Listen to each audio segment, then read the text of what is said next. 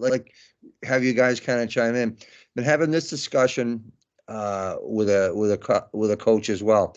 Again, at the college level, talking about the impact of a plus minus and what it really means. As we talk about analytics and that, like talking about a kid that's so the kid's scored 10 goals and he's a -10. So coach isn't happy that he said sure he scored 10 goals, but he's a -10.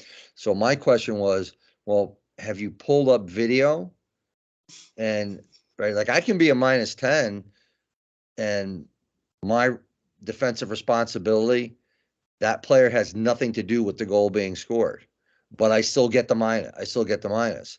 So not just looking at that analytic. I think any analytic should pique your curiosity to dig deeper as to why that actually happened.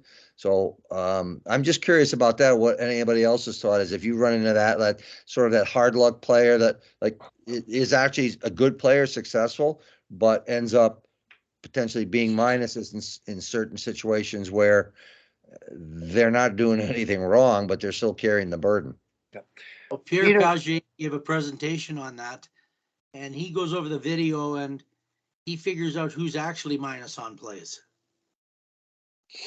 Yeah, that's great, right? I mean, that's I think that's exactly what I'm talking about. Like, you can't condemn somebody just because they have to do with the play. Peter, I'd like to share a story exactly on that topic. Two stories. Lanny McDonald, Bob Johnson used to post plus minus in the room. And when he saw the look on Lanny McDonald's face, he stopped doing it. Because like you said, it was like devastating for him to be a minus or even to have a minus. He took it so personally. Now, my story about the importance of that is it's a true story with the national team. We've got 3 defensemen. We have to pick one for the 2002 Olympics. And we couldn't decide. As a coaching staff, we couldn't decide. We argued ad addendum about this one, that one, the blending and how they fit in. And finally, the video coach, Ryan Jankowski, who's scouting, I think, for Montreal now, I got him to get all the games against Team Sweden that we played in a tour of the island tour off the West Coast. We played them 3 games, and I got him to get every one of their shifts, those 3 players, recorded, and all the scoring chance shifts that they were on for and against. Now, the 5 people on the ice, we broke down.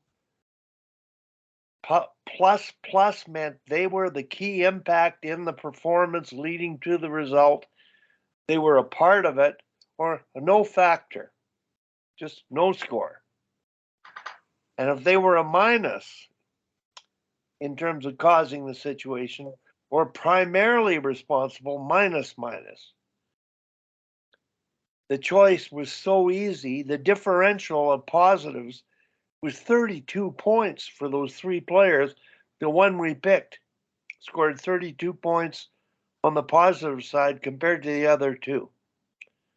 So as a group of coaches watching 3 players all year, we could not differentiate between the minute details.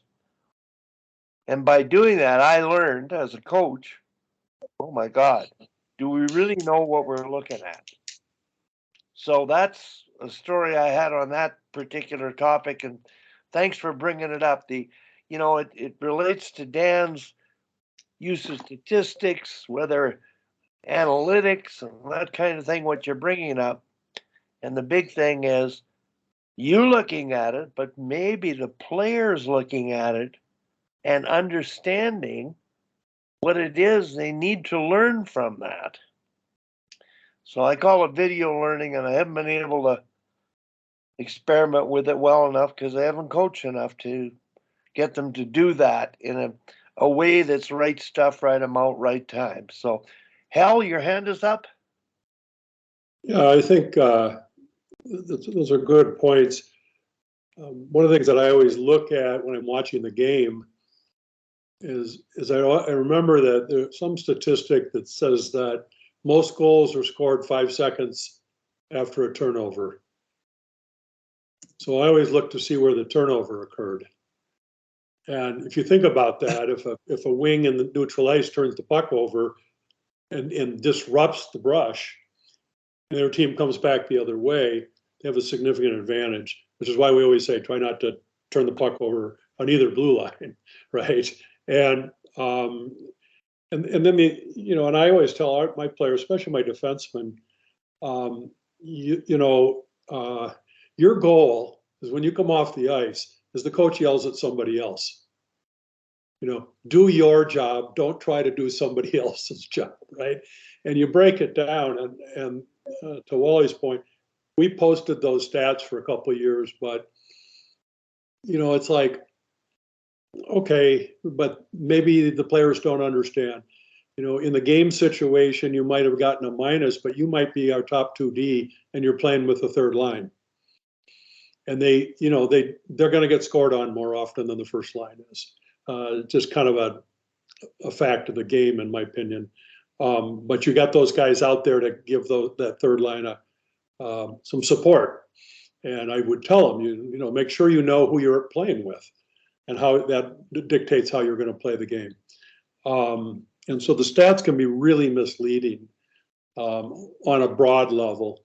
On an individual level, maybe it's important, but you're going to get scored on 3 times a night, most likely. Great, especially in minor hockey. So you can't fall apart. The job's to score goals, and if you can keep them to under 3 and you can score 3 or more, you're going to win a lot of hockey games. And so I don't worry too much about getting scored on once or twice because I'm more focused on making sure everybody stays mentally focused on, we got to play defense, but we got to do a better job up front.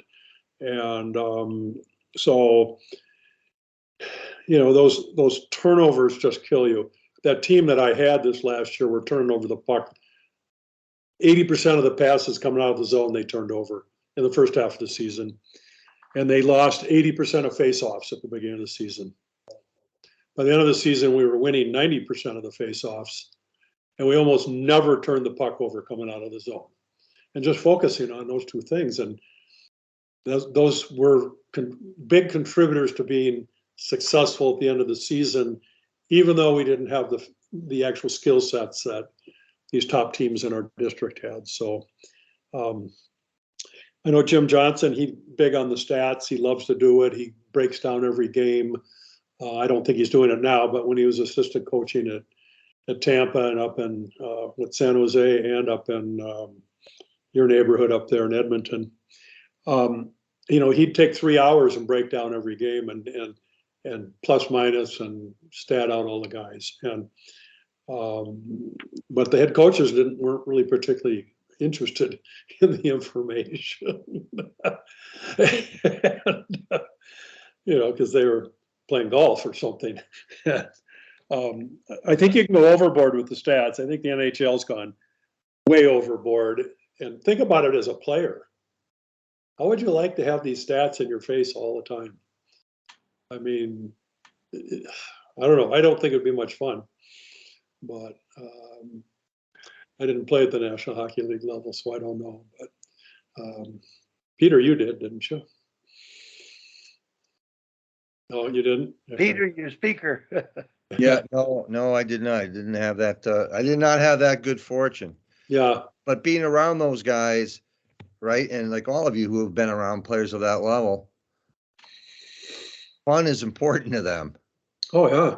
Right? And because you're a kid, you're an adult playing a kid's game, you get to be a kid, right? Yeah.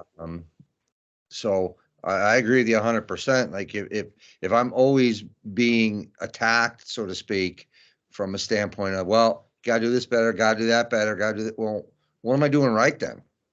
right? So I agree with you. A funny story I'll tell you, then I got to run. When I coached the National Sports Festival, so these were all Division I players. This is when the Olympics were amateurs. It was like in '81. Lou Vero was about to be the new coach. Brooks was, just won the gold medal. And we were at University of Syracuse. And we had a number of the players were from the University of Minnesota and Duluth and whatever, WCHA guys. And many of them went on to play in the National Hockey League. And their coach at Minnesota was a guy named Brad Butow. And Brad, I sat down at lunch with him, and he wanted to show me his constant pressure forecheck system. And he started on a rink diagram. He started with this guy goes here, this guy goes here, this guy goes here. If the puck goes here, this guy goes here. And he just kept going on and on until the whole zone was covered with lines. And I'm looking at it, I go, and I know some of these kids, from Roseau, Minnesota, or Warroad, Minnesota, and they were at the university, but school wasn't really on their minds much. And I said, okay, well, that's interesting, Brad. And then I get to coach those kids out at the sports festival, and we were after one of the games, and we were sitting around. Budweiser was the sponsor of the event, so there was free beer everywhere, and we were having a beer after a practice.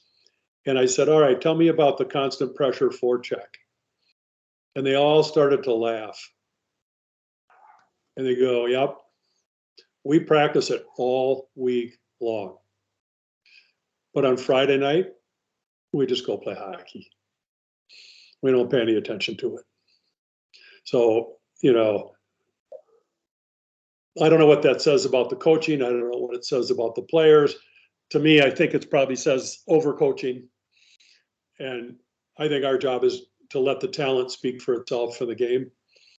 Our job's at practice, but make sure practice makes them better and makes them excited to play on Friday night and Saturday or whatever night you're playing. So I got to run, you guys. This is so awesome. Sorry I missed last week.